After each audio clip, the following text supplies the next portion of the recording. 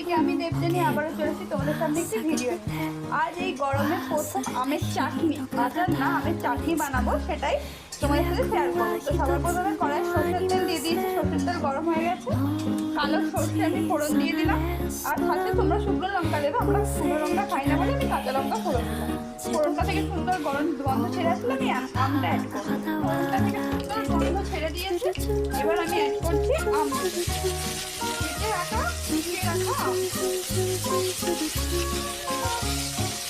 সাথে অ্যাড করলাম পরিমাণ মতন হলুদ গুঁড়ো আর পরিমাণ মতন লবণ। এবার আমটাকে একটু এটার সাথে একটু ভেজে ভেজে কষিয়ে নেবো, তারপরে আমি জল অ্যাড করবো আমটাকে। খুব কষি, তাই বেশি কষার দরকার নেই, প্রায় সেদ্ধ হয়ে এসেছে দেখতেই পাচ্ছ। আর একটু সেদ্ধ হবে, এবার আমি পরিমাণ মতো জলটা অ্যাড করে দেবো। একটু ঝোল ঝোল যেমন চাটনি হয়, আমি কিন্তু আচার বানাচ্ছি না, একদম পাতলা আমের চাটনি। গরমকালে এটা খেতে খুবই ভালো লাগে। এটা এবার আমগুলো সেদ্ধ হওয়ার পর আমি চিনি অ্যাড করবো। দেখো আমার আমগুলো সেদ্ধ হয়ে গেছে, একদম কচি আম, সেদ্ধ হতে বেশিক্ষণ টাইম লাগলো না।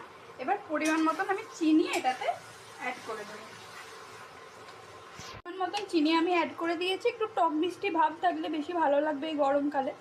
তো এবার এটা হয়ে গেছে, চিনি গলে এলে আমি এটা নামিয়ে নেব। থালি আমার রেডি হয়ে যাবে হালকা পাতলা গরমের একদম আমের চাটনি। গরমের স্পেশাল আমের চাটনি কিন্তু আমার একদম রেডি হয়ে যাবে। রেডি হয়ে গেছে আমার গরমের স্পেশাল হালকা পাতলা আমের চাটনি। এইভাবে একবার গরমকালে আমের চাটনি বানিয়ে খেও, আশা করছি তোমাদের খুবই ভালো লাগবে। আর জানোই ভালো লাগলে কী করতে হবে, like comment share and subscribe. পাশে থেকো, সাথে থেকো, পরবর্তী ভিডিওতে আবারও তোমাদের সাথে দেখা হচ্ছে।